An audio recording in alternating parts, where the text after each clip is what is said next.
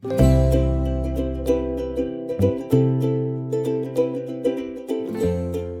did start book 2. Once again, I did a tab thing in the front of my book. I got the tabs that match the cover as best as possible. This is how I do them. I take those tabs and put them on a bookmark. So far, I have, once again, moments I want to remember and my favorite quotes, and also funny stuff. I have been marking like romance things, which isn't really romance, it's just her and Gilbert. And I've been marking this with this color. I'm not sure if this is going to be only like romance slash, you know, her and Gilbert, which is not romance, but I think it's going to be romance. And then make this yellow one friendship, or if I'm going to do friendship and romance. I don't know how much of those things are going to be in this book, so I am waiting till I'm further in to see where it goes. I haven't marked a place for sad moments because I'm hoping there are none, but if I do see a whole bunch of sad moments, then I will mark that. I did want to say for the first book and for this book, I've been circling words that I don't know, so I also thought about creating a tab for like those words that I don't know. So far, I'm on page 48 of book 2, which is almost chapter 7. So I'm not sure if this happens at the end of book 1 or the beginning of book 2. I think it actually happens at the end of book 1, where Anne decides that she's not going to take the scholarship and go off to this college where she can become a teacher. Instead, she's going to immediately be a teacher in her town, Avonlea. I'm not really sure how to pronounce that town. I actually say it completely different in my head than how it's spelled, so that's kind of embarrassing. Anyway, she decides to stay there to be close to Marilla, whose eyesight is getting worse, and like she's very sad and lonely, and so Anne decides that she wants to stay with her and be close to her. And then at the beginning of book 2, we see that Anne has a new neighbor. A lot of things are changing in their town. There's a lot of new people moving in, including this grumpy old man. So far, I'm just loving those two. At first, they were like not very close at all. There's a part where it says, certainly there's nothing of the kindred spirit about him. I wrote, I have a feeling this won't be true by the end. I'm only 48 pages in and it's already not true. They're already friends. And it's actually really funny because her cow keeps going into his oats. He doesn't like it, and so Anne promises that she'll never let her cow get into the oats again. And then she sees the cow in the oats, and so she is wearing a dress, but she goes to the mud and gets the cow, and she finds someone who said that they would buy the cow off of her, and she was like, just take it right now. He purchases the cow from her, and then she sees her actual cow in her estate, and then she's like, oh, that wasn't my cow, that was his cow. And so she goes to him and explains the problem, and he's super chill about it, which is super weird because that's nothing like how he's been described as. His personality has been very grumpy, which of course Anne is a charming girl. She has been able to charm the pants off of everyone, even like Miss Rachel. Didn't really care for her at first, but now she was charmed by her. Marilla, she obviously was charmed by her. And so I guess this old man is now charmed by her. But I feel like there's more to it than that, so we'll see. Things that are happening now, and this is actually why I kind of like stopped reading it. Not that I stopped reading it, I just got busy. Book 2 is a little bit of a slower start than book 1 was for me. I have not picked it up again since I was babysitting last week, which that's besides the point. Sometimes I explain things too much. Anyway, they were talking a lot about like spanking and their opinions on it, and I have a very controversial opinion on spankings and things like that, so I will not be getting into it. But I will say, if you have read book 2, I agree with Anne's thinking on spanking, which is very contrary to what everyone else believes in her town. So I was underlining a lot of those quotes that Anne was saying because I very much agree with her, and like the way she was saying it just makes so much sense. But it was almost getting to the point where it was a little bit annoying that they kept bringing it up, and I'm just wondering where it's going to lead to. I have a feeling that maybe Anne is going to change her mind by the end of it. Like maybe she's just going to have a super duper naughty kid that she has to correct in that way, and all of a sudden everyone's point's going to be made or something. I could be wrong, but I just feel like that's probably what's going to happen. Anyway, so that's kind of why I stopped reading it, but I'm very excited to pick up again, especially after talking about book 1 a whole lot. I'm just so excited to continue on in the series, and yeah, so I'm excited to take you guys along with me. I don't know how like lengthy this is going to be. I feel like it's going to be very hard for me not to talk a lot because I just love it so much. So anyway, it's getting pretty late in the day. My husband is soon going to be coming home from work, and I think for dinner we're just going to do something super simple. Maybe even he'll cook for me. I'm kind of hoping so. So I'm just going to go ahead and read a little bit until he comes of our Anne book. I'm super excited to continue on with the series. It is very weird reading her as she's not an adult. I keep saying an adult, but she's not an adult. It's just weird reading her not being a kid. It's a little bit different, but I'm hoping that it does pick up and that I end up loving it just as much as I did the first book.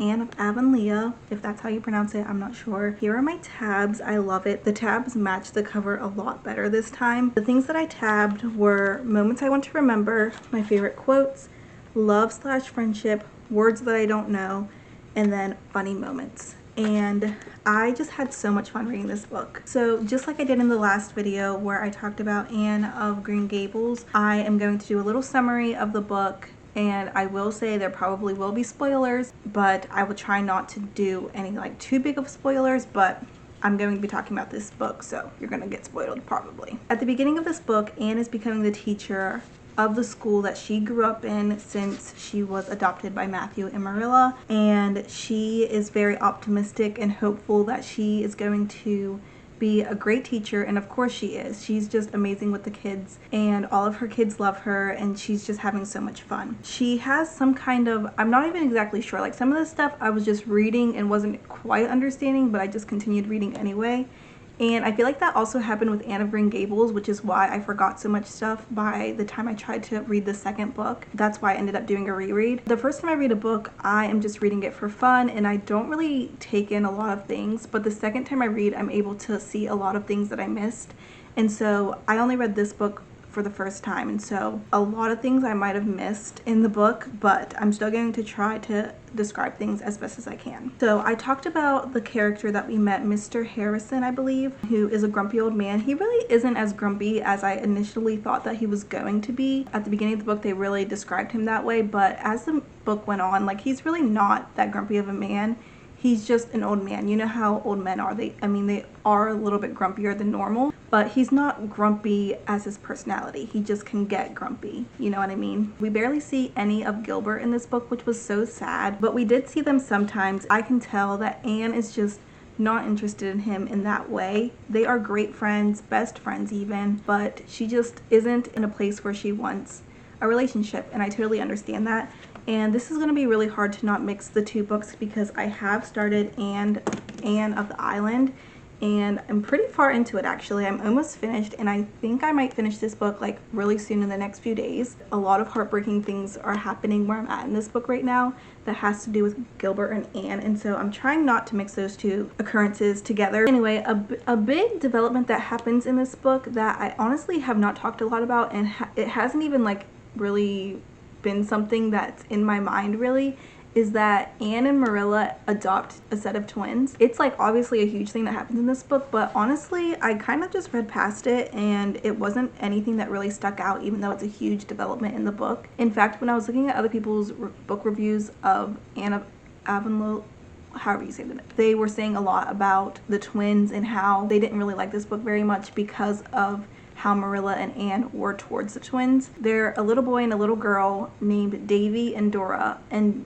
Dora is this perfect little girl. She never does anything wrong. She's just so perfect and so good. And Davy is the exact opposite. He is so much like little Anne, except he is purposely doing wrong and purposely being bad, whereas Anne, she just got herself into mischief accidentally. He wants to cause mischief and he just has so much fun doing it. He's just a little boy, you know how that is. He's so cute, but they definitely preference him, and they even will admit that they like him better than Dora. Will even admit that they don't even like Dora that much because she's almost too perfect, which that is pretty messed up. But like I said, like that's not something that really sticks out to me in this book. It's not something that made me feel one way or the other. I just didn't really care that much, I guess. I do have to say I do love Davy. He is pretty funny, and I feel like I especially love him more in book 3, which once again, it's really hard to keep my thoughts straight. It has been a little while since I finished this book, so that is another reason why it's harder for me. And also, I feel like I just didn't care for it as much as I did the first book, and that I'm now loving the third book. Sorry if you can hear my dryer in the background too. It was just kind of boring for the most part. I just was not having fun reading it. I was reading it because it's Anne, and I love Anne, and I love the series, and I'm so excited to continue it. But it is so weird reading Anne as a grown-up, as an older adult, or not even adult, but just an older kid. It's just so weird. I guess maybe it's my fault for not realizing that that's what this Anne series is. It's literally us watching her grow throughout her life, and it happened very, very fast. And I don't know if that's what is really hard for me to read, because it's like, she's so grown up. It's just so weird. She's so different. But still, I am enjoying it a lot. I really start liking this book a lot more at the second half of the book, or like even further maybe, whenever we meet Miss Lavender. She lives way back where no one can really reach her, and so she doesn't get much visitors. But she's like a much older version of Anne. She's what people call an old maid, but she has a huge imagination, and she's just so funny and witty, and just like Anne. But sadly, her heart was broken a while ago, or maybe she broke someone's heart. I can't remember all the details. But her and actually one of Anne's students, actually Anne's favorite student, a little boy, his father, who lives in America, they were together, but then they got into a fight or something, and so they broke up. Very tragic. But by the end of the story, they get back together, and it's just so beautiful. And I feel like those were just my favorite moments of the book more than anything else. Anyway, now we're going to look at specific tabs that I did, like my favorite moments and things like that. I'm not exactly sure like how in-depth this will be, just because like I don't really know. So we are going to start off with funny moments, and I already told you one of these stories about Anne and her cow that she was trying to keep from Mr. Harrison's oats. She was trying to keep that cow out, and she sees the cow in his oats, and so she's all dressed up and she goes into the mud and tries to get this cow out. It's so funny. Like, I can't even tell it as funny as it is.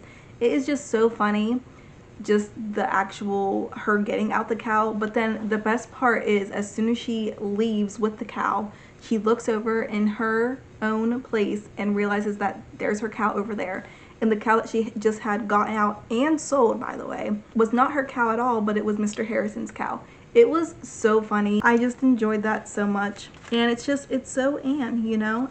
And then obviously, like, these books are just so witty and fun. They just have like little funny things thrown all throughout it, and I just love all the funny stuff. All right, next we have words I don't know, which there was quite a few, but as you can see, they're the yellow ones, which I know the lighting's so bad, but there's not a whole lot of yellow, so that makes me feel good. Then we have love and friendship, and so obviously a lot of lavender was talked about in here, but then we also do have some of Gilbert and Anne.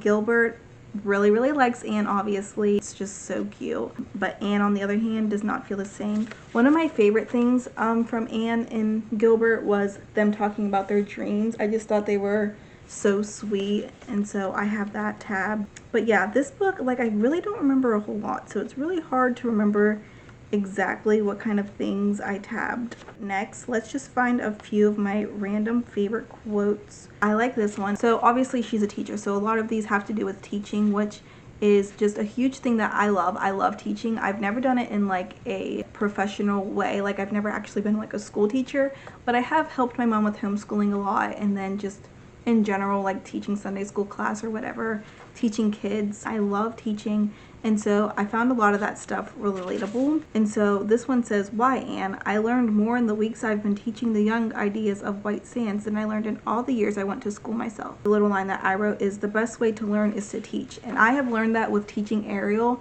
I have learned so much from teaching her, things that never really registered with me until I was teaching it.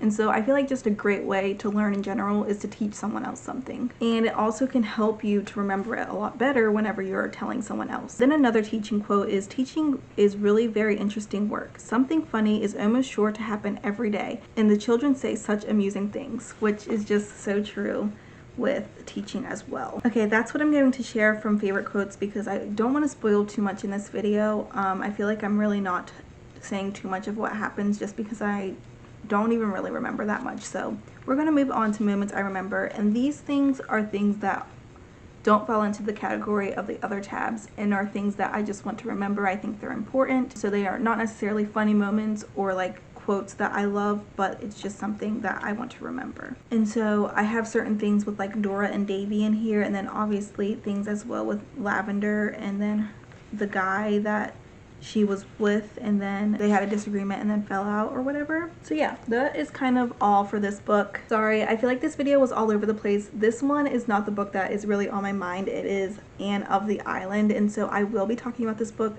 directly after this because it is just so interesting and I just have to share what's on my mind. I haven't talked about it at all yet, so I'm so excited to talk about it. But I hope you enjoyed this video of me talking about Anne of Avonlea. I'm sorry it's not that informative. I feel like I kind of rushed through that book very fast and I wasn't getting a whole lot out of it, and also it wasn't my favorite. I rated it 4 stars because I still did enjoy it so much, but I wasn't having a fun time the whole time, which is why it's not 5 stars and why I don't really have a whole lot to say about it. But I hope you enjoyed it anyway, and I thank you so much for watching, and I will see you in my next video. Bye.